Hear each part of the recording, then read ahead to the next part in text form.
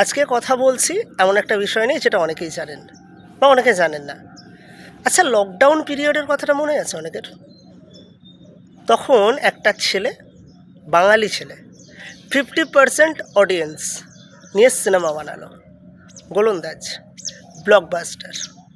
যখন বাংলা সিনেমা মুখ থুবড়ে পড়লো তখনও সে সিনেমা বানালো। প্রধান, মনে পড়ছে?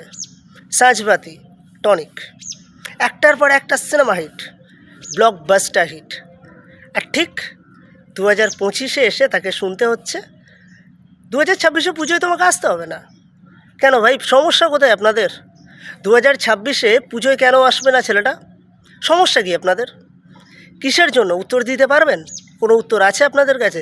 যে ছেলেটা অডিয়েন্স 50%, সেখানে সিনেমা হিট করাতে পারে, যেখানে ব্লকবাস্টার করাতে পারে সাঁঝবাতির মতো সিনেমা, প্রধানের মতো সিনেমা, টনিকের মতো সিনেমাকে, তারপরেও ছেলেটা পুজোয় আসবে না?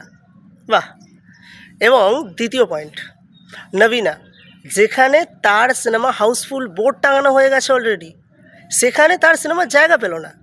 এর আগে তো নন্দনে জায়গা পায়নি কিছু পলিটিক্যাল কারণে, কারণ সেখানে মিঠুন চক্রবর্তী ছিলেন, আর মিঠুন চক্রবর্তী অবশ্যই বিরোধী দলের একটা মানুষ। কিন্তু দেবদা কখনো কেউ বিরোধী দল, কেউ রুলিং পার্টি নিয়ে কাজ করে না, দেবদা সবাইকে নিয়ে কাজ করে। নন্দনে প্রজাপতি জায়গা পায়নি, তাই না? আর প্রজাপতি 2 জায়গা পেল না কোথায়? নবীনাতে, যেখানে প্রজাপতি 2 অ্যাডভান্স বুকিং হয়ে গেছে 31,000, 31,000 টিকিট বিক্রি হয়ে গেছে, তারপরেও কেন সিনেমা হলে জায়গা পাবে না? পলিটিক্যালি খেলছেন আপনারা, পলিটিক্যালি মানুষটাকে আটকানোর চেষ্টা করাচ্ছে, পারবেন না। আমি দায়িত্ব নিয়ে বলছি, দেবকে আটকানো যায়নি, কোনো দিন যাবে না। দেব ঠিক জায়গা করে নিয়েছে। হ্যাঁ, আজকে নবীনা হল দিচ্ছে না, আর দুদিন পরে নাই নবীনা প্রজাপতি 2 চালাবে, তখন আমরা বলবো কি দাদা, দেবের ওপরেই ভরসা করতে হলো তো? হ্যাঁ, বাংলা সিনেমাকে বাঁচিয়ে রাখতে গেলে দেবকে দরকার, এটা বুঝতে শিখুন আপনারা। যত তাড়াতাড়ি বুঝবেন তত আপনাদের মঙ্গল।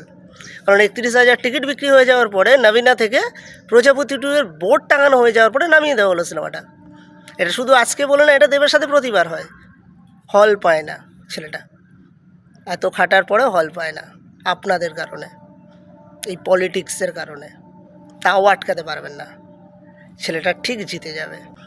সকলের কাছে অনুরোধ রইল, প্রজাপতি 2 আপনারা দেখিয়ে দিন আপনারা কতটা ভালোবাসেন, কারণ আপনাদের হাতেই সবটা আছে। আপনারাই পারবেন প্রজাপতি 2-কে এগিয়ে নিয়ে যেতে। যারা পলিটিক্স করে সিনেমা হল থেকে নামিয়ে দিতে পারে, আর দর্শক চাইলে প্রজাপতি 2-কে আবার টপ 1-এ তুলে দিতে পারে। এবার সেটা আপনাদের দায়িত্ব, আপনারা কি করবেন।